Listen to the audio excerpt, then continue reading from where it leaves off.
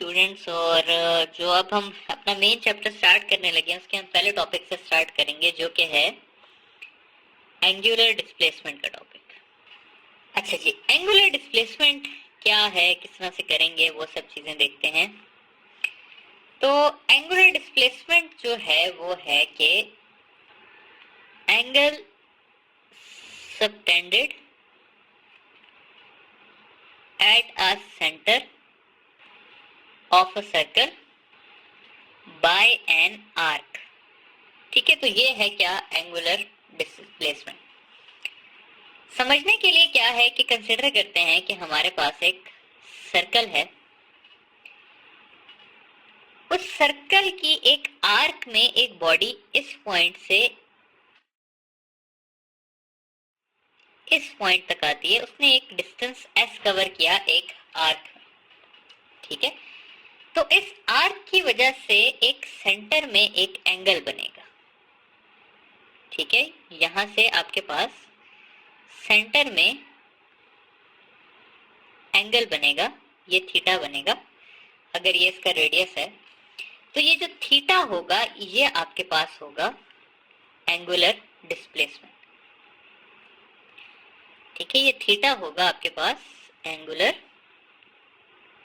Displacement. या इसको मैं एक और चीज भी कह सकता हूं, इसको मैं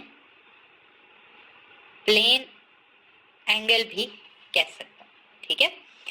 एंगुलर डिस्प्लेसमेंट आप लोगों के पास इक्वल होता है length of arc divided by radius of circle के या s बाय r के, ठीक है।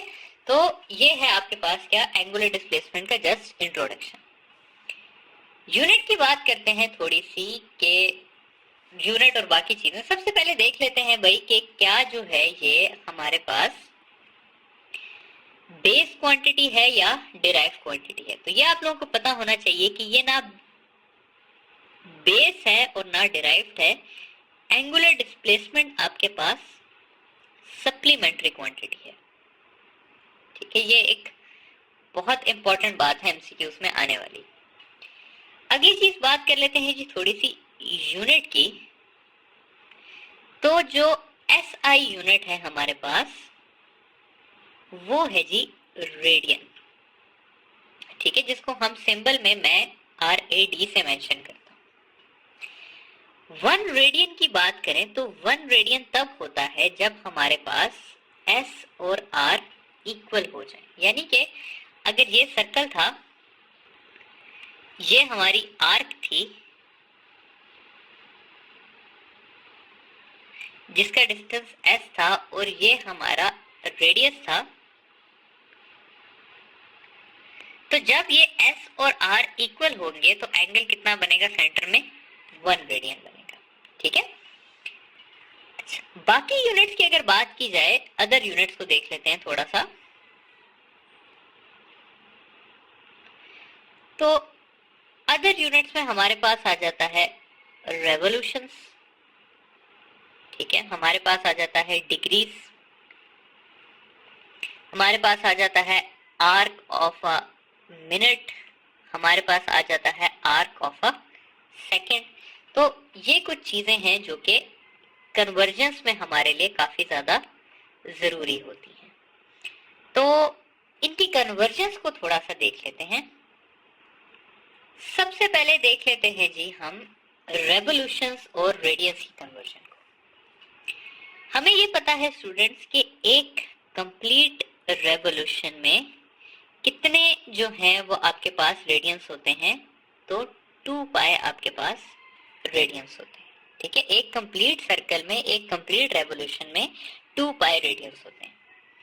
तो अगर मैं कहूं कि एक रेडियन में कितने रेवोल्यूशंस होते हैं, तो 1 डिवाइडेड बाय 2 पाई रेवोल्यूशंस होते हैं। डिग्री की अगर हम कन्वर्जन देख लें तो एक कंप्लीट रेवोल्यूशन में 2 पाई रेडियंस होते हैं या 360 डिग्रीज होते हैं।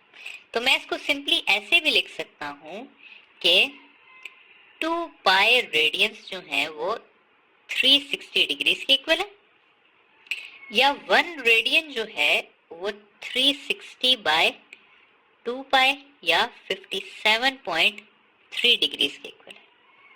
या मैं लिख सकता हूं कि 1 डिग्री जो है वो 2 पाई/360 या 0.017 रेडियंस के इक्वल है। ठीक है, तो ये है हमारे पास डिग्री और रेडियन की कन्वर्जन। फाइनली हम देख लेते हैं आर्क ऑफ अ मिनट और आर्क ऑफ अ सेकेंड को। तो आर्क ऑफ अ मिनट जो है, 1 आर्क ऑफ अ मिनट जो है वो 1/60 डिग्रीज है। ठीक है, यानी कि 1/60 degrees 1 arc of a minute है। और आर्क ऑफ अ सेकेंड जो है वो 1/3600 डिग्रीज है। ठीक है, तो ये कुछ कन्वर्जन्स है आपके पास। ये आपको जस्ट ये जो आखिरी 2 कन्वर्जन्स हैं इनके बारे में जस्ट थोड़ी सी नॉलेज होनी चाहिए कि खुदा न खास्ता अगर कभी एमसीक्यू में आ जाए तो आपको पता हो कि ये कितना होता है। ठीक है, तो ये है आपके पास क्या सारी कन्वर्जन्स के सब, इसके जो यूनिट्स हैं और उनकी कन्वर्जन्स हैं उनको कैसे करते हैं। अगली चीज थोड़ी सी देख लेते हैं, वो है जी डायरेक्शन से रिलेटेड कि डायरेक्शंस में क्या है।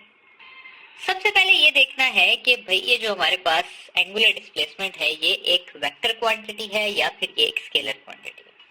तो पूरी बुक में ये एक वाहिद क्वांटिटी है कि ये acts as both scalar and vector.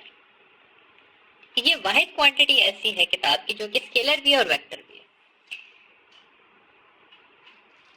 For smaller angles, ठीक है, बहुत छोटे एंगल्स के लिए ये जो है ये वेक्टर है।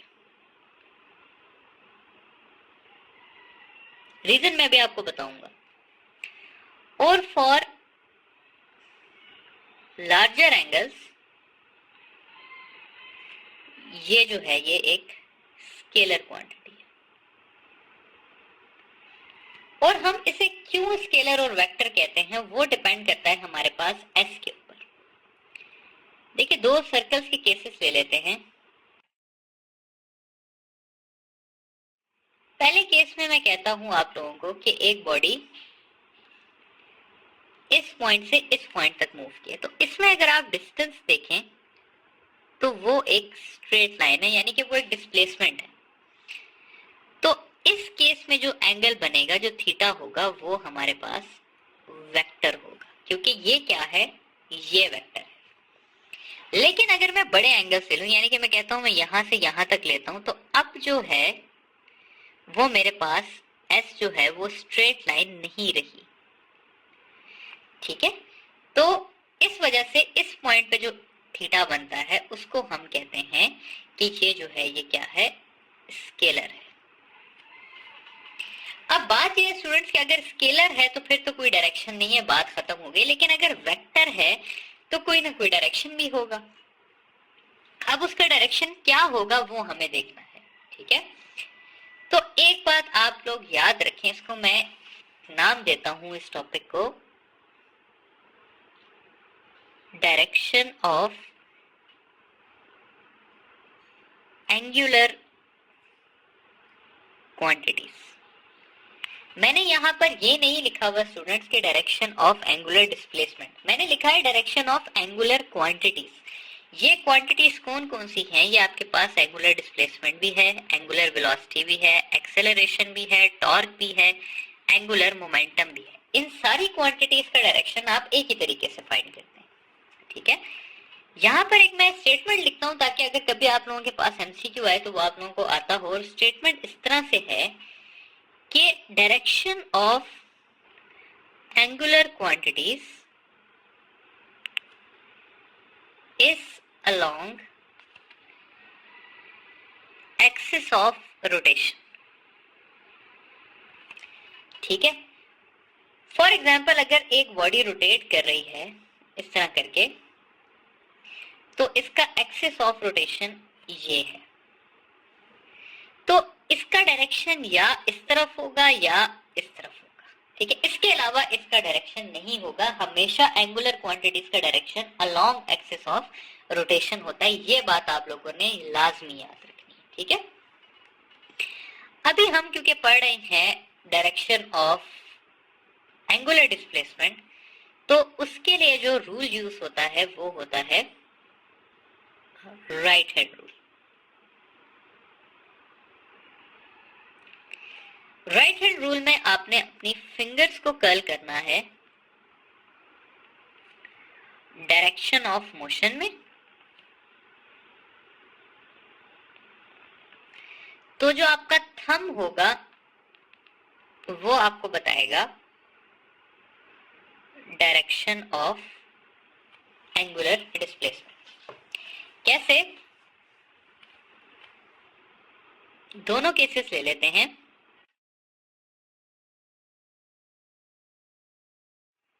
पहले केस में हम कहते हैं जी कि बॉडी इस तरह से रोटेट कर रही है, और दूसरे केस में हम कहते हैं कि बॉडी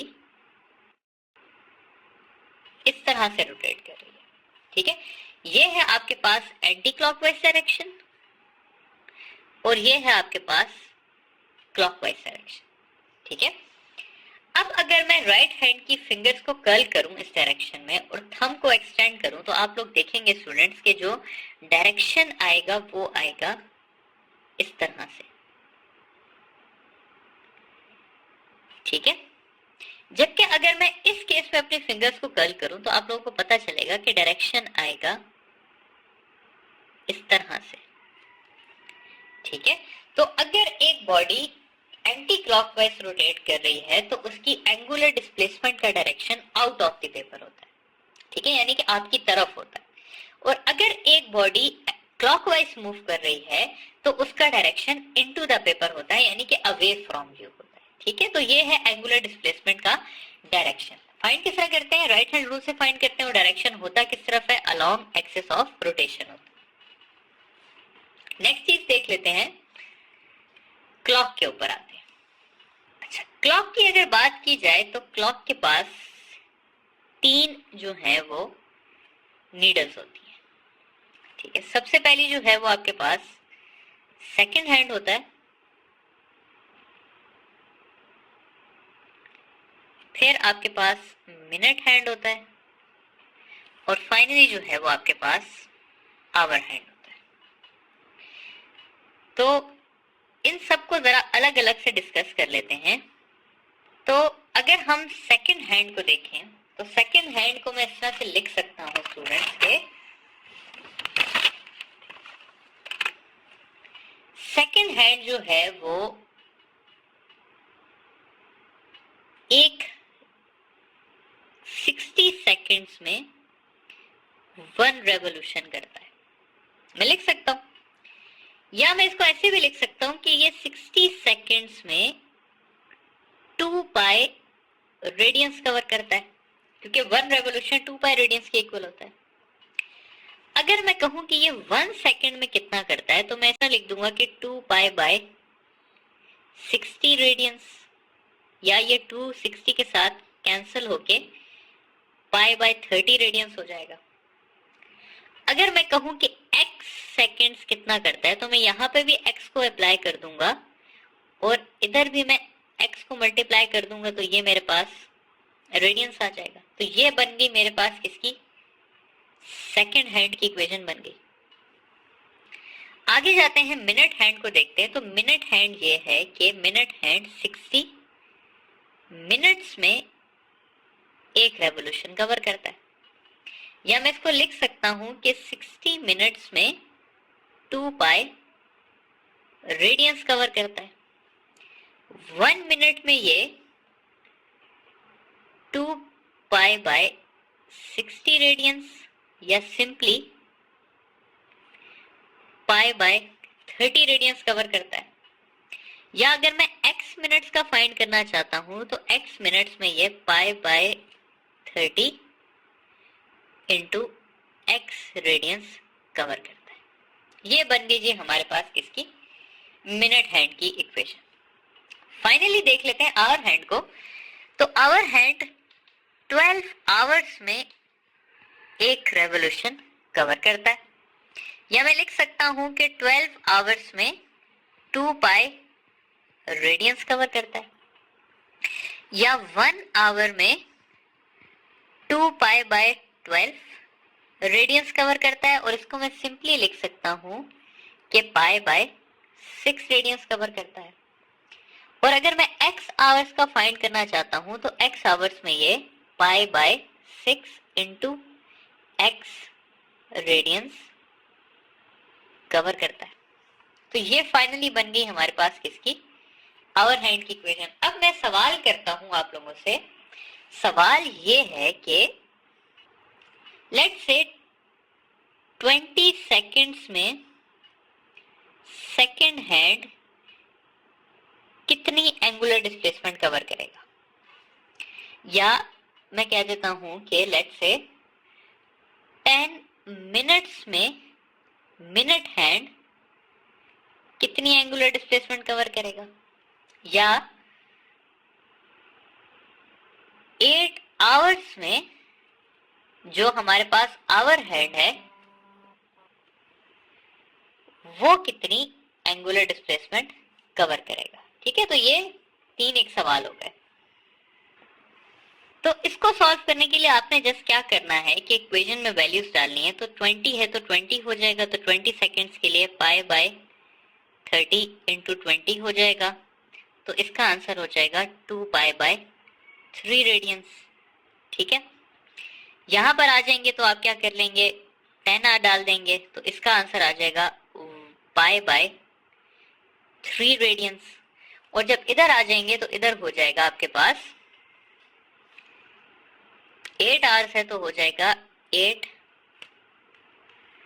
आवर्स का हो जाएगा 8 पाई बाय 6, या सिंपली 4 पाई बाय 3 रेडियंस। ठीक है, तो ये इस तरह से आपके पास क्या आ जाएगा, आंसर आ जाएंगे। फाइनली एक और सवाल जो मेरे माइंड में है वो ये है कि कभी कभी आप लोगों से कन्वर्जन का सवाल पूछ लिया जाता है। सवाल किस तरह से होगा, सवाल ये होगा कि 30 सेकंड्स में मिनट हैंड कितनी एंगुलर डिस्प्लेसमेंट कवर करेगा। अब ये देखें, ये आपसे कन्वर्जन का सवाल पूछा हुआ है, यानी कि सेकंड का देके मिनट का पूछा हुआ है। तो इसका क्या हल है कि इसमें आपने सबसे पहले कन्वर्जन करनी है। ठीक है, 30 सेकंड्स जो हैं वो आपके पास 30 डिवाइडेड बाय 60 1/2 मिनट्स बनते हैं। अगला आपने मिनट की इक्वेशन यूज कर लेनी है, जो कि आपके पास है कि हाफ मिनट्स में आपके पास pi by 30 into x radians. X है आपके पास यहाँ पे 1/2 मिनट्स, तो ये हो जाएगा pi by 60 radians minute hand cover करेगा। ठीक है, तो ये आपके पास क्लॉक के सारे सवाल हो गए और एंगुलर डिस्प्लेसमेंट यहाँ पे हमारा एंड होता है।